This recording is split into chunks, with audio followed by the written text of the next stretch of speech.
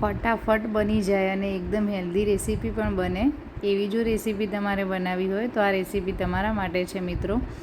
આ છે રવા ખીચડી અને જોડે આપણે લીલા નારિયેળમાંથી ચટણી પણ બનાવી છે. તો બંને વસ્તુ એકદમ હેલ્ધી છે અને એનું કોમ્બિનેશન એટલું સરસ છે ને તો તમને ખાવાની બહુ જ મજા આવશે.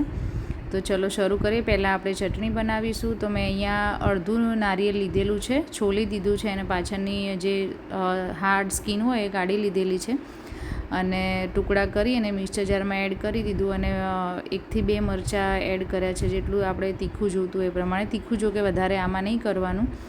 અને 2 થી 3 કળી લસણ એડ કરી અને પહેલાં આપણે એને પાણી એડ કર્યા વગર દરદરું થોડું પીસી લેવાનું, તો જલ્દી ફટાફટ પીસાઈ જાય એટલા માટે. હવે આપણે એમાં અડધો ગ્લાસ જેવું પાણી એડ કરી અને સ્મૂથ એવી સરસ એવી ચટણી રેડી કરી લેવાની, એકદમ સ્મૂથ ચટણી.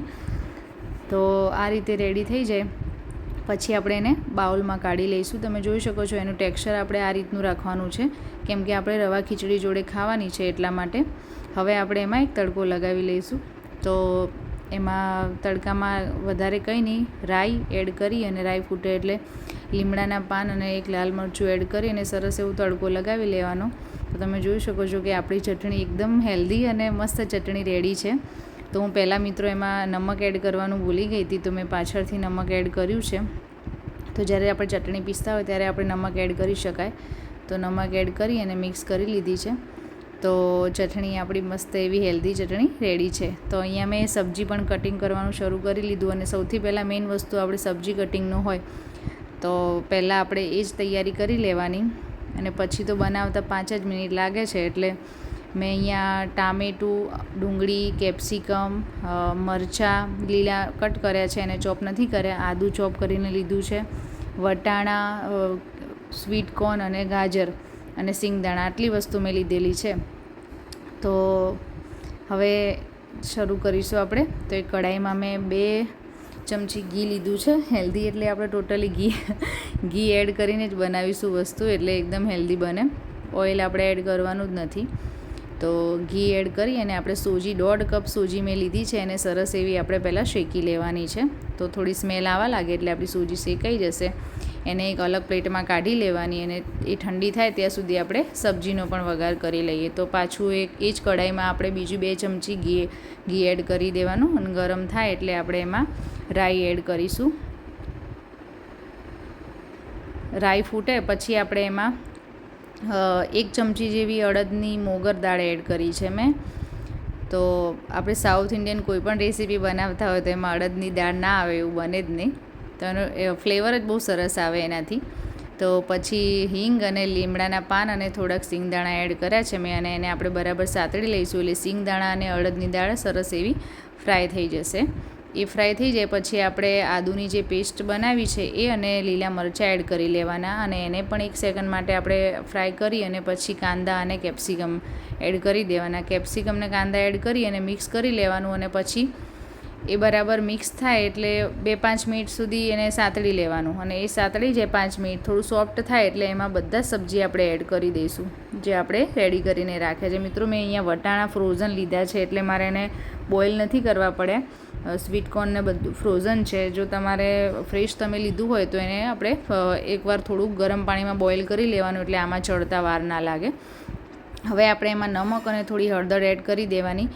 જો તમારે વધારે તીખું ખાવું હોય તો તમે લાલ મરચું આ સ્ટેજ ઉપર એડ કરી દેવાનું, પણ મેં નથી એડ કર્યું કેમ કે અમે એકદમ નોર્મલ જ તીખું ખાઈએ છીએ. હવે સબ્જી આપણું ચડી જાય અને મસ્ત એવું થોડું સોફ્ટ થઈ જાય એટલે આપણે એમાં સોજી એડ કરી દઈશું. સોજી આપણે પહેલાં જ એડ કરી દેવાની એટલે એમાં શું લમ્સ ના પડે. તો બરાબર આવી રીતે મિક્સ કરી લેવાનું સબ્જી જોડે એટલે આપણે જ્યારે પાણી એડ કરીએ ને ત્યારે લમ્સ ના પડે. પહેલાં પાણી એડ કરી અને પછી સોજી એડ કરીએ ને તો એમાં બરાબર આપણે મિક્સ કરવામાં થોડું આગું પાછું રહે તો એમાં ગાંઠા પડી જાય. તો આ રીતે સરસ એવું મિક્સ થઈ જાય પછી આપણે એમાં ગરમ પાણી એડ કરવાનું. મિત્રો ખાસ એ વાતનું ધ્યાન રાખવાનું કે આપણે આમાં ગરમ પાણી જ એડ કરવાનું, કેમ કે ઠંડુ પાણી એડ કરીએ તો પછી એકદમ સબ્જીને એ બધું ઠંડુ થઈ જાય. તો મેં અહીંયા પહેલાં 2 કપ ગરમ પાણી એડ કરી અને બરાબર મિક્સ કરી લીધું છે.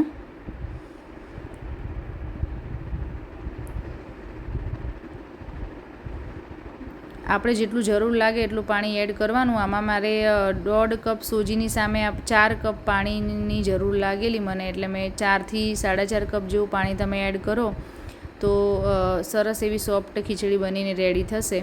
તો જેટલું સોજી હોય એનાથી 3 ગણા જેવું પાણી આપણે આમાં જોઈએ. તો હવે સરસ એવું પાણી મેં એડ કરી દીધું છે બધું, અને બરાબર મિક્સ કરી લેવાનું. થોડીવાર 5 મિનિટ જેવું આપણે આ રીતે મિક્સ કરશું ને તો એટલામાં બધું સોજી એ બધું પાણી શોષી લેશે અને સરસ એવું ખીચડી આપણી રેડી થઈ જશે. તમે જોઈ શકો છો કે તમને એવું લાગશે કે આ તો ઉપમા જેવું જ છે, પણ ઉપમામાં આપણે થોડું ઓછું પાણી એડ કરી અને થોડાક આમ છૂટો બને એ રીતે બનાવીએ, અને ખીચડી એટલે એકદમ સોફ્ટ બનાવી છે મેં. તો તમે જોઈ શકો છો કે આવું કન્સિસ્ટન્સી આવી રહે એ રીતે કરી લેવાનું, અને ગેસની ફ્લેમ ઓફ કરી અને પછી આપણે ઢાંકી દેવાનું 5 મિનિટ માટે, 5-10 મિનિટ માટે. પછી આપણે એમાં ધાણા એડ કરી અને ખીચડી આપણી ખાવા માટે રેડી છે. તો મિત્રો, રવા ખીચડી તમે જોઈ શકો છો કે કેવી સરસ, એનો કલર પણ બહુ મસ્ત આવે છે. ટેસ્ટ તો ના પૂછો વાત, એવું સરસ લાગતું હતું કે ચટણીની સાથે એનું કોમ્બિનેશન બહુ જ સરસ લાગે છે.